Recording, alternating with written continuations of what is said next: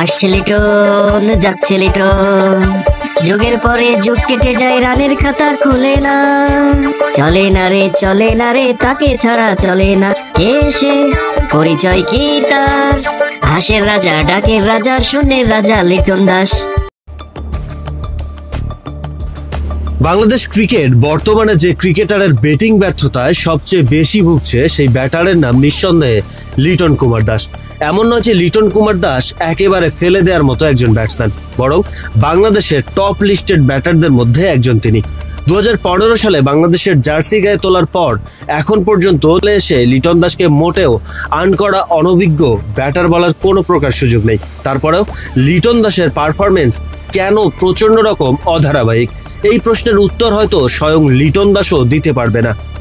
ক্যারিয়ারের 9টি বছর ন্যাশনাল টিমের জার্সি গায়ে লিটন দাসের অর্জন কতটুকু আশা পূরণ করতে পেরেছে বাংলাদেশের ক্রিকেট সমর্থকদের, সেই প্রশ্নের উত্তরে হতাশা ছাড়া আর কিছুই মেলার কথা নয়। বারবার সুযোগ পেয়েও সব ফরম্যাটের ক্রিকেটে প্রচন্ড অধারাবাহিক এই ক্রিকেটারকে আমরা আবেগী ক্রিকেট ভক্তরা কোথায় তুলে রেখেছি। ক্যারিয়ারের শুরু থেকে এখন পর্যন্ত লিটন দাস আইসিসির ইভেন্ট সহ ওয়ানডে সিরিজ খেলেছেন মোট 30টি। দুর্ভাগ্যজনকভাবে ম্যান অব দ্য সিরিজের অ্যাওয়ার্ড পেয়েছেন মাত্র একটিতে, সেটাও 2020 সালে জিম্বাবুয়ের বিপক্ষে। 30টি সিরিজ খেলে মাত্র একটি সিরিজে man of the series award পাওয়াটা লিটন দাসের ক্যারিয়ার গ্রাফের জন্য কতটা কলঙ্কের, সেটা আমরা বুঝলেও লিটন দাস কবে বুঝবে সেই প্রশ্ন তার কাছে করবে কে। ম্যান অব দ্য সিরিজ বাদ দিয়ে যদি ওয়ানডে ক্রিকেটে ম্যান অব দ্য ম্যাচের পুরস্কারের দিকে তাকাই, তাহলে সেখানেও আছে হতাশার হাতছানি। 91টি ওয়ানডে ম্যাচ খেলে ম্যান অব দ্য ম্যাচ হয়েছেন মাত্র 5টি ম্যাচে। লিটন দাসকে বাংলাদেশের ক্রিকেট বিশেষজ্ঞরা ওয়ানডে ক্রিকেটের স্পেশালিস্ট ব্যাটসম্যান মনে করে। তার ব্যাটিং স্টাইল, ক্লাসিক্যাল শটস সব মিলিয়ে যে কেউ এটা বলতেই পারে। তবে লিটন দাস কি আসলেই ওয়ানডে ক্রিকেটে বাংলাদেশের জন্য স্পেশাল কেউ? 91টি ওয়ানডে ম্যাচ খেলে 5টি সেঞ্চুরি এবং 12টি হাফ সেঞ্চুরির মাধ্যমে সর্বসাকুল্যে লিটন দাসের রান এখনো সেই 2563তেই আটকে আছে। তার চেয়েও বড় কথা, নিজের খেলা ম্যাচগুলোর মধ্যে 10 রানের কম রান করেছেন 35টি ম্যাচে। অন্যদিকে 20 বা তার কম রানে ইনিংস ঘুটিয়েছেন 48টি ম্যাচে। এখন আপনি ভাবতে পারছেন কি, 91টি ম্যাচের মধ্যে 48টি ম্যাচেই 20 রানের কম করে আউট হয়েছেন লিটন দাস, তাহলে তার পারফরমেন্সটা কেমন হতে পারে?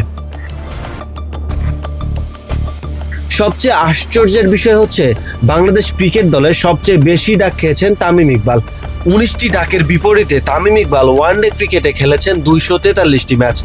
অন্যদিকে মাত্র 91টি ম্যাচে লিটন দাসের খাতায় যোগ হয়েছে 14টি ডাকের রেকর্ড। তামিম ইকবালের রেশিও অনুযায়ী হিসেব করলে সংখ্যাটা কোথায় গিয়ে দাঁড়াতে পারে একবার আপনারাই ধারণা করতে পারেন। এখন প্রশ্ন হচ্ছে, লিটন দাসের মতো একজন ক্লাসিক্যাল ব্যাটসম্যানের ক্যারিয়ার এতটা নড়বড়ে হওয়ার জন্য দায়ী কে? শুধু কি লিটন দাস একাই তার ডাউন পারফরমেন্সের জন্য দায়ী? এই প্রশ্নের উত্তর দিতে হলে আমি বলবো, লিটন দাসের খারাপ পারফরমেন্সের জন্য আমরা ক্রিকেট ভক্তরা এবং আমাদের দেশের নামধারী তেল মারা মিডিয়াগুলো অনেক বেশি দায়ী। লিটন দাস যে পারফরমেন্সটা করছে, সেটা বাংলাদেশে বহুদিন ধরে চলে আসা নোংরা ক্রিকেট কালচারের বহিঃপ্রকাশ মাত্র। একজন ক্রিকেটার তার ক্যারিয়ারের সবচেয়ে বেশি খারাপ অবস্থানে থেকেও নিজের ইগো থেকে বের হতে না পারার কারণ আমাদের মিডিয়াগুলোর অতিরিক্ত তেল মারা। সাম্প্রতিক শ্রীলঙ্কা সিরিজে লিটন দাসের ব্যাটিং দেখে আমরা সহজেই অনুমান করতে পারি, লিটন দাস অন্তত ক্রিকেট থেকে অনেক দূরে চলে গেছেন। মাঠের মধ্যে পেশাদারিত্ব নিয়ে ব্যাটিং করা কিংবা ক্রিকেট খেলার বিন্দু পরিমাণ ইচ্ছে শক্তি তার মধ্যে নেই।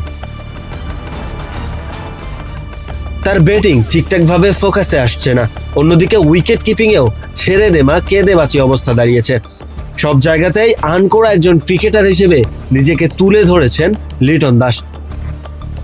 একজন সাধারণ মানের ক্রিকেটার 2-1টি ম্যাচ ভালো খেলার পর যখন আমাদের তেলবাজ মিডিয়াগুলো তাকে নিয়ে বড় বড় আর্টিকেল লিখে হাইপ তৈরি করে, নামধারী বিশ্লেষকরা যখন ক্লাসিক্যাল ব্যাটসম্যানের তকমা দিয়ে তাকে ব্র্যাডম্যান, সচিন টেন্ডুলকার বানিয়ে দেয়, তখন সেই ক্রিকেটারের মধ্যে ইগো এমনিতেই আকাশে উঠে লাফাতে থাকে। এরপর সেই ক্রিকেটার যদি মাঠে ক্লাসিক্যাল পারফরমেন্স করতে না পারে, তাকে যদি বাজে খেলার কারণে দল থেকে বাদ দেওয়া হয়, তাহলে এই ব্যাপারগুলো তাকে মানসিকভাবে ভীষণ ক্ষতিগ্রস্ত করে। কারণ একজন ক্রিকেটার যখন অটো চয়েজে দলে থাকার মানসিকতা তৈরি করে, যখন সে জেনে যায় খারাপ খেলেও অন্তত অটো চয়েজের কারণে তাকে দলে রাখা হবে, তার বিকল্প কেউ নেই, এমন একটা ইগো তৈরি হয়, তখন আর যাই হোক তার ক্রিকেটীয় সত্তাটা আর থাকে না, যার প্রভাব স্পষ্টভাবেই ক্রিকেটের সব সেকশনে পড়তে বাধ্য। যাই হোক, আমাদের মিডিয়াগুলোকে ক্রিকেটীয় এই নোংরা কালচার থেকে বের হয়ে আসতে হবে। আমাদের ক্রিকেট বোর্ডকে আরও সক্রিয় হতে হবে। তাদেরকে ভাবতে হবে আমাদের দেশের ক্রিকেটে আমরা ক্রিকেটারই চাই, কোনো সেলফিবাজ কিংবা ইনফ্লুয়েন্সার আমাদের দরকার নেই। এই মুহূর্তে বাংলাদেশ ক্রিকেট দলের নির্বাচকদের অটো চয়েজের নোংরা সিলেকশনের মনোভাব থেকে বেরিয়ে আসতে হবে, নয়তো লিটন দাসের মতো অনেক ক্রিকেটারই নিজেদের সামর্থ্য থাকার পরেও শুধু নিজেদের ইগোর কারণে পারফরমেন্সকে একেবারে তলানিতে নিয়ে যাবে। নির্বাচকদের উচিত এই মুহূর্তে লিটন দাসকে ন্যাশনাল টিমের বাইরে রাখা। ঘরোয়া ক্রিকেটে আবারও সেই এন্ট্রি লেভেল থেকে শুরু করে পারফরমেন্স করে তবেই ন্যাশনাল টিমে আসুক সে। সেটা করতে না পারলে হারিয়ে যাক অন্যান্য অনেক তারকা ক্রিকেটারের মতো।